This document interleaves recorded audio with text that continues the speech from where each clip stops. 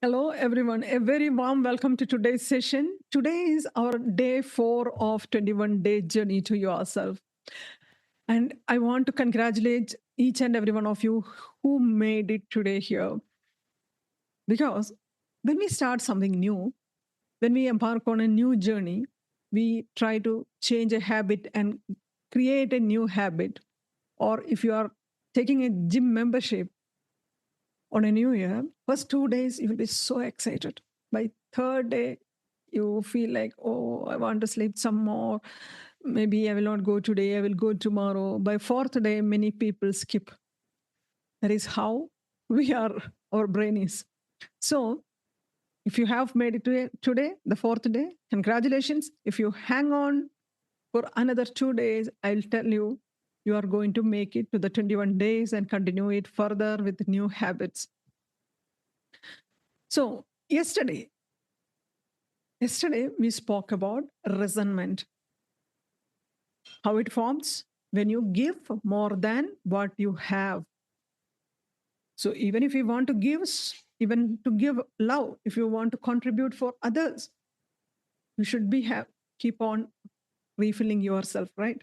So if you constantly give, you will feel empty. You will not have to provide.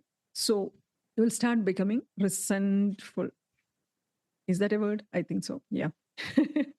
Today, we will go a layer deeper. Okay. So, we spoke about guilt, beneath resentment. Let us understand that there is a body that has been trying to protect you over the years. Ever wondered why you overreact? Why you shut down completely? Why you feel constantly on the edge when everything else is looking fine outside? Some of us are crybabies.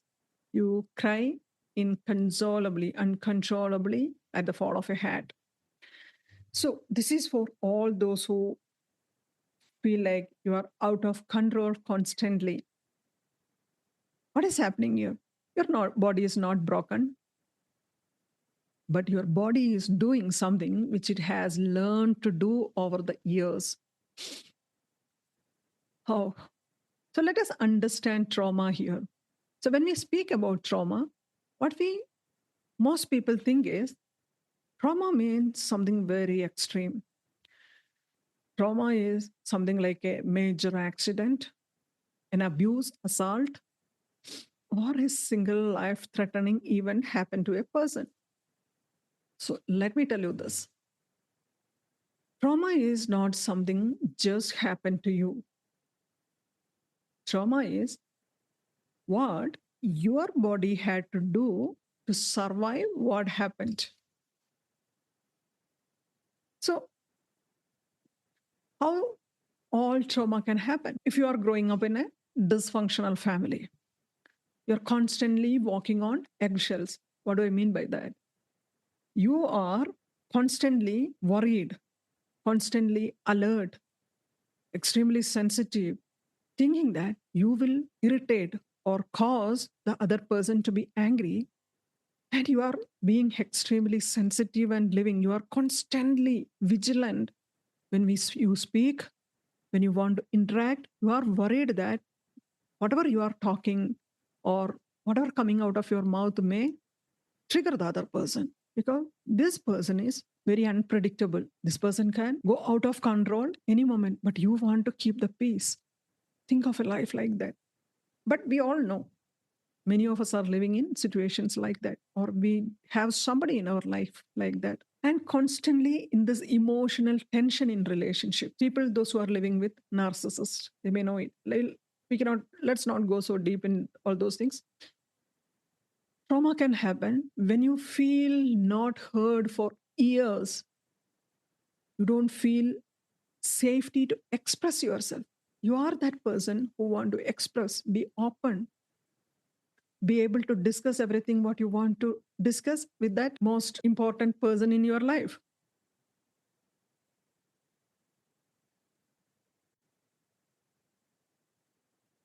You want to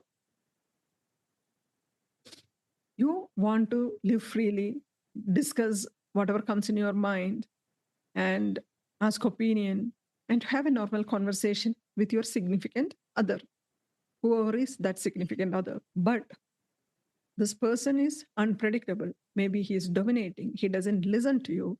He is always in his world and he doesn't spare time, or even when you are talking, he's not listening. Or sometimes when you are having a casual talk, you don't know what happens and he overreacts.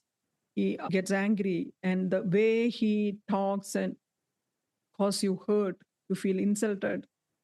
When this happens multiple times, you start having this trauma. You are for the what is trauma for one person may not be trauma for the other person. Something some people may handle, or they can manage, the other person may not be. For example, two small kids growing up in a family, a micro family, father, mother, and two kids living somewhere outside, not in their native place. There is no much interaction with others, very tight knit family.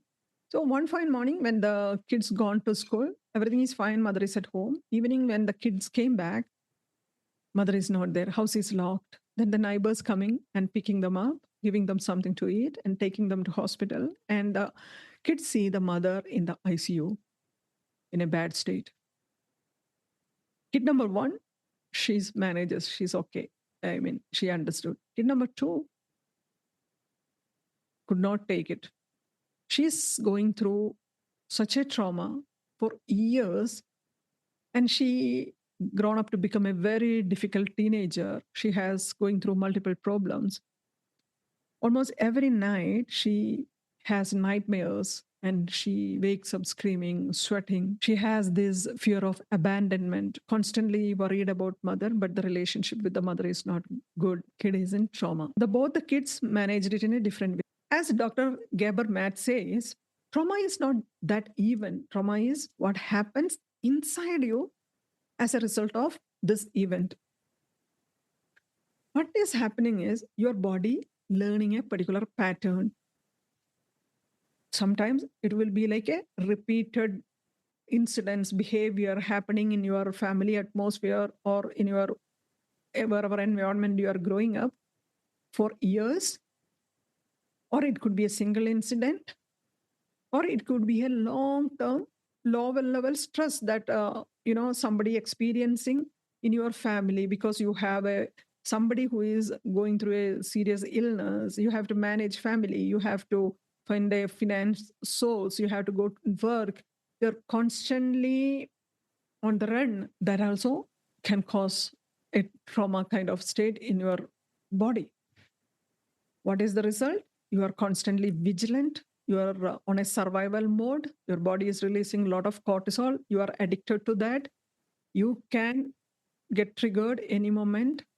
You can overreact. What we need to understand this learning, this pattern, our nervous system learning, that is so deep in your nervous system. Why is it so? So when we ask about this, what we need to understand is about our brain. According to evolutionary psychologists, our brain has developed in 3 layers. The primitive part is known as the reptilian brain. Other one is mammalian brain that developed later on. And later on, when the modern man, the neocortex thinking part of the brain developed. So inside all of us is this old part of this reptilian brain still alive. This part of our brain that doesn't care about any logic. It cares only about your safety. It asks only 3 questions. Am I safe? Am I threatened? What do I need to do right now? So you must have heard about this flight, right, freeze reactions that we have in certain situations. This is what's happening in our body. Either you are like, you feel like running away from the situation, your nervous system is ready to run away from that situation. Your rest and digest system, parasympathetic nervous system slows down, digestion stops, all the blood starts flooding to your limbs as if our ancestors, the primates, those who lived in the forest, They were constantly vigilant and they were constantly trying to keep themselves safe from the wild animals, saber-tooth tigers. Always they were trying to protect themselves. So still our brain is, the primitive part of our brain is working in the similar way. Now there is no tigers. So even then there is no threat from the wild animals directly, even when someone is living in a metro city with family around can go through this. Some people may face in the presence of their mother-in-law. Some may feel in the presence of their daughter-in-law. Time has changed, and some may feel even this in the presence of their partners. Because since you are going through this particular kind of situation, behavior from the other person, what happens is that your stress becomes long term, and this part of stays on constantly. It works like a smoke detector. A smoke detector plays to sense any possibility of fire that is constantly scanning for smoke. The same way, this part of our brain is constantly scanning for threat. What could go wrong? What will happen now? So this goes so deep in your nervous system, and you are hyper vigilant constantly. It can, in many people, it can affect your sleep. You don't get deep sleep. Many people, they're constantly living in this survival mode, worrying about what can go wrong next. This can happen when your partner raises his voice, your family member criticizes you, and when you feel the pressure to manage so many things and keep everyone happy, your body reacts even before your mind can think. It's not because you are weak, because your system, your body learned to be vigilant. So why it feels very hard for women in midlife. So if someone has grown up like this, or someone was living in an atmosphere like this, or someone has, over the years, this person must have managed it, able to suppress these outer symptoms, able to control their overreaction. They learn to stay silent or manage the situation. But when they reach midlife, the perimenopause kick in. Perimenopause can start as early as 35 years or 38 years. The perimenopausal changes starts almost 10 to 15 years before the actual menopause. That is when people start seeing a lot of physical and emotional changes, the changes in their thought process.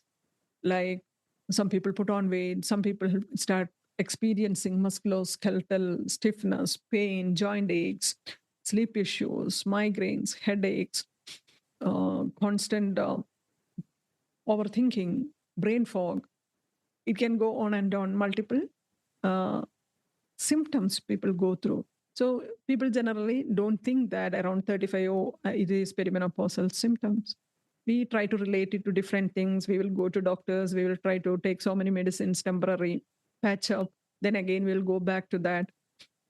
What happens is that perimenopausal changes start, your hormones start fluctuating. It's not like, okay, your estrogen is going to slowly come down. No. It can be your estrogen, progesterone, testosterone, everything, your multiple hormones at a time can go in different ways. You may start feel like you're not able to manage the things like earlier. You will start noticing temperamental issues. Those who have never ever cried for anything in their life will suddenly start seeing that they're crying at the fall of a hat. What happens here is that the estrogen, which once buffered your stress, when your estrogen is in a good level, you are able to manage the stress. It begins to fluctuate, and your nervous system becomes sensitive, more and more sensitive. So what happens is that these survival patterns, old survival patterns that once stayed hidden, now becomes prominent. It starts resurfacing. This is why many women say, I'm not able to cope like I used to do before. I feel so overwhelmed with small, small things. I'm not even able to recognize myself. I'm going out of control. Many people think that, when your family don't understand it, they say that, oh, she has gone crazy. Generally, we hear that, oh, as people grow old, they go mad, all these things. But the fact is, there is nothing has gone wrong. Your body now need a different kind of care. Many women are told like, oh, think positively. You are an overthinker. You think too much. You worry too much. Start thinking positively. Everything will be fine. You'll push through it. Don't worry. But the fact is, you cannot think your way out of a stressed nervous system, because calmness is not just a mindset, it's a psychological state. What can we do about it? See, when we came on this earth, we came to this earth with sufficient tools to take care of ourselves. The most important one is our breath. The core of our existence as human beings here on this earth is our breath. The moment we lose this breath, we are not there, right? So, what do we need to understand? Our existence is totally on our breath. That our breath is our biggest tool. That tool which is available for us anywhere, any moment, anytime. You can, once you learn to use this breath correctly, you can manage your mind, body. You can align it. So today, since I have taken a bit more time talking, so we will do a small breath work today. Generally, we think that we need complicated, complex solution for problems. Actually, every problem is created by us. And you don't need complex solution for problems. We are complicating it. Even the solution is complex, you cannot use it properly. So what we need is small steps, gentle process to start with. So we will go through a small breath work. Okay, let's practice it together. Sit comfortably on wherever you are sitting. If you can't, anybody have any problem, you can even lie down.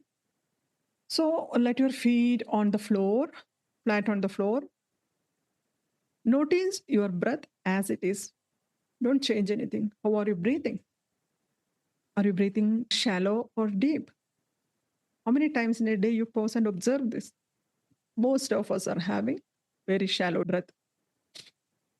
We don't even know whether we are breathing. And when you can observe the small babies lying on the bed, the floor, when they breathe, you can see their stomach rising and falling. They are taking this deep breath. They are doing abdominal breath. That is the right kind of breath for us. When you are breathing in, your abdomen goes up. When you breathe out, your abdomen goes down. Breathing in, up, breathing out, down. It's not something deliberately we do. We knew it, we were doing it. But as we started growing up, we started having so much of stressful situations. We don't have any time. We are constantly thinking, worrying, running around. We forgot to even breathe right. So make sure to sit and do some deep breaths. That way, in the beginning, you may have to consciously do it. Later on, it will come naturally to you. So for right now, gently close your eyes, sit up straight with the feet on the flat on the floor. Gently inhale through the nose for a count of 4 and exhale through your mouth for a count of 6. The longer exhalation, the other day also I told you, make sure you breathe longer, breathe out longer, breathe in. Your exhalation should be longer than your inhalation. When you exhale longer, it says your body, your nervous system that there is no danger now. There is no immediate danger. Again, if the thought arises, let them pass. Don't worry about the thoughts. Now silently repeat to yourself, I am safe in this moment. I am safe in this moment. Once again, take a deep breath and exhale. Inhale for 4 counts and exhale for 6 counts for starters. Now you notice your shoulders. Are they tight? Are you feeling heavy there? Notice your jaws. Are they tight? Is there a heaviness there? Notice your belly. If you are feeling any tightness, as you breathe in, well, 4 counts, slowly lift your shoulders up. As you breathe out, slowly bring them down. You can feel that the tightness on your shoulders are relaxing. This is not a relaxation, this is a re education for your nervous system.